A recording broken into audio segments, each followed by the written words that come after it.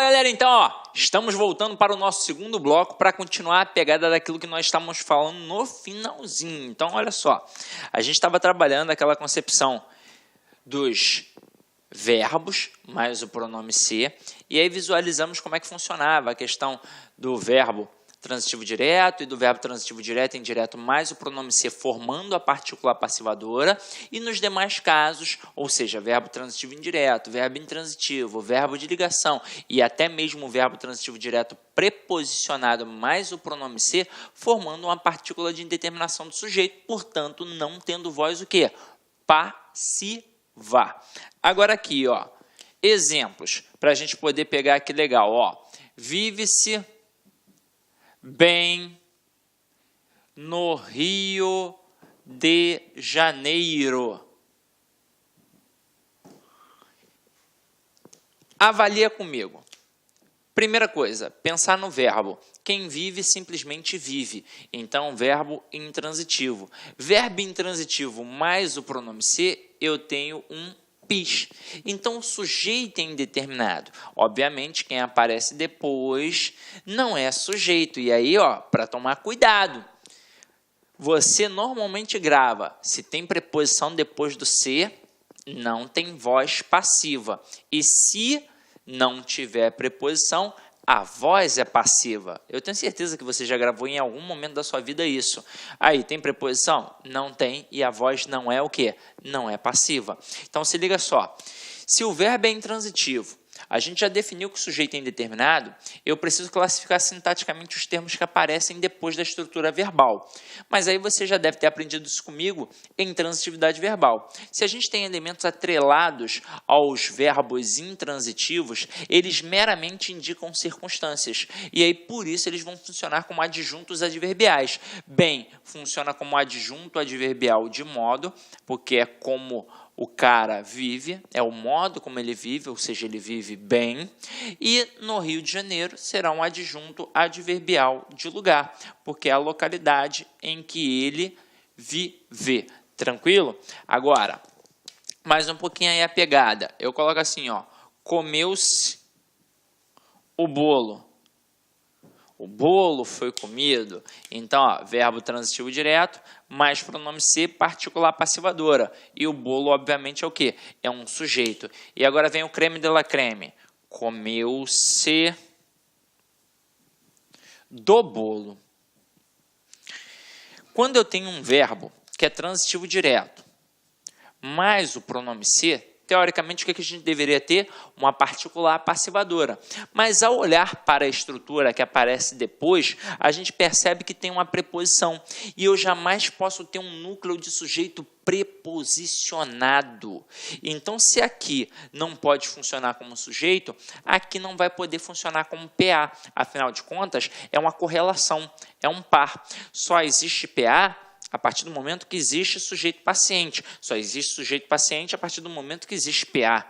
Se aqui não pode ser sujeito, aqui não pode ser PA. E se não pode ser PA, aqui será o quê? PIS. Então, será uma estrutura em que o sujeito é indeterminado. E aí eu vou gravar aquele cara ali como? Como objeto direto preposicionado. Claro que semanticamente você já deve saber a diferença. Comeu o bolo todo. Comeu do bolo, um pedaço do bolo, uma parte do bolo. Mas aqui a gente não vai ter uma estrutura de voz passiva. Tranquilo? Agora, olha só uma parada bacana e interessante para a gente poder trabalhar. Eu boto assim, vence casas. Parando para analisar, de acordo com a gramática tradicional, é uma estrutura equivocada, é uma estrutura agramatical, está errada. Apesar de o nosso gramático Bechara já ter analisado essa estrutura como algo pertinente. Mas aí isso é para o ambiente acadêmico. Uma vez, a Banca CESP até tentou trabalhar isso daí como algo correto, mas aí depois se desmentiu em outras questões que apareceram. Deve ter percebido, caramba, tentei inovar, tentei botar algo da academia dentro do mundo do concurso público e não funcionou. Então, para o mundo do concurso público, a gente aqui tem uma estrutura errada. Aí o falante comum da língua, obviamente, ele estranha, porque ele pensa assim, caramba, eu estudei a vida inteira assim, Sidney, e eu olhava para essa estrutura e achava que estava certa. Aí eu perguntava sempre ao meu aluno, por quê? Ele, que tem alguém vendendo, eu sei, mas quem é que está vendendo? Não sei, então sujeito indeterminado. E não é. Dá ou não dá para eu colocar casas são vendidas? Dá. E aí, na hora que eu coloco casas são vendidas, eu sei que a palavra casas é o quê? Sujeito. Então, casas ali em cima também vai ser sujeito. Se eu posso pegar a estrutura que tem o pronome ser e passar para uma voz passiva analítica, eu estou mostrando que aquela estrutura que eu estou analisando está na voz passiva sintética. E aí, olha a pegada. Se aqui está no plural, o verbo tem que ficar como? No plural. Pode ser que o camarada seja maldoso e faça assim contigo um dia, vende-se casas. E aí ele diz assim, a estrutura está errada de acordo com a norma padrão da língua portuguesa. Para que fique correta, nós devemos colocar vende-se casa. Pensa comigo, certo ou errado? Errado.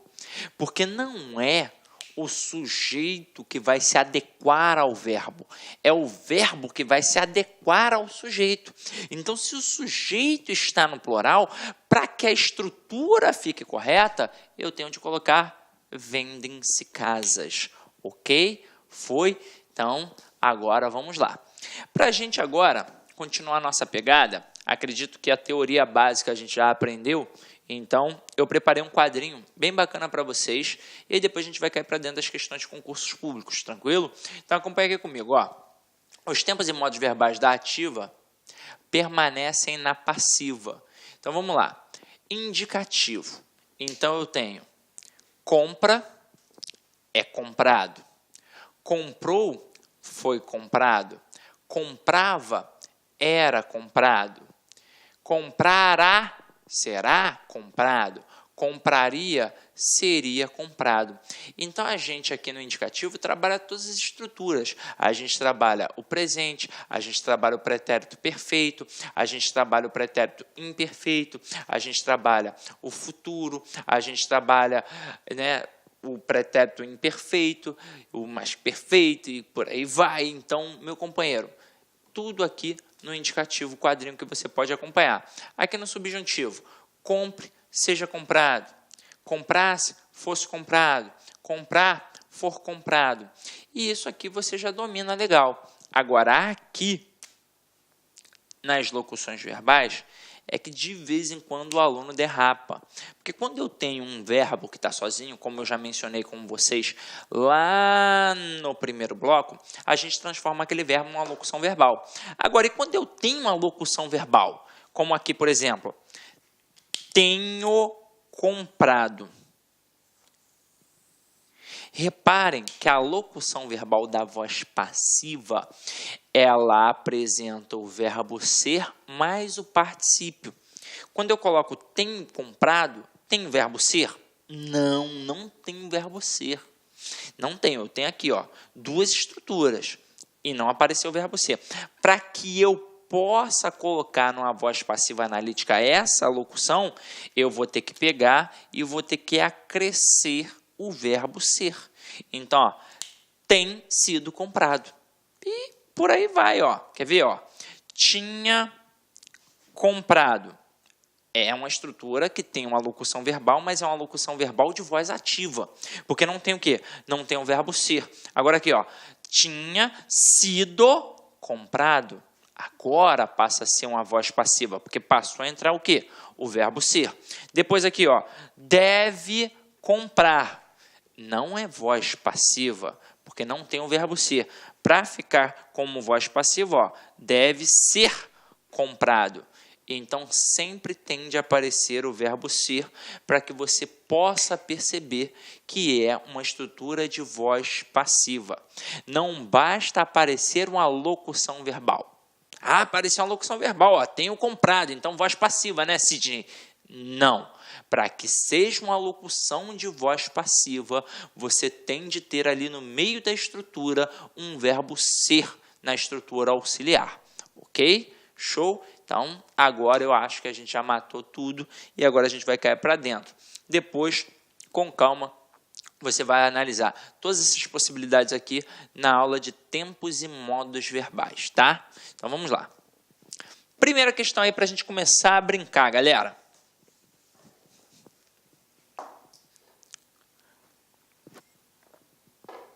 Ela nunca alcançava a musa.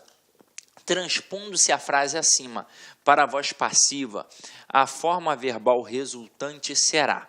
Então, ele nem se preocupa com a passagem toda, ele só se preocupa com a estrutura verbal, que está relacionada aqui, ó, ao alcançava. E aí, gente, a gente mata fácil, porque na hora do cruzamento, eu só mexo no ela e só mexo na musa. Porque é o seguinte, o nunca é uma estrutura adverbial, um advérbio de negação. Então, é um adjunto adverbial de negação. Não vou mexer naquela estrutura. Eu mexo apenas no verbo, no sujeito e no objeto direto.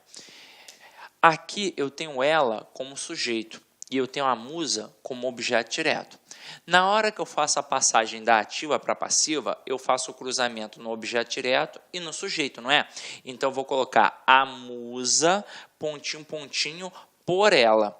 Então, eu, dentre essas opções aqui, ó, que me foram apresentadas, e todas elas apresentam locuções verbais em que o verbo auxiliar é o verbo ser e o principal está no particípio, eu vou ter, na verdade, apenas de me apegar ao tempo e ao modo verbal.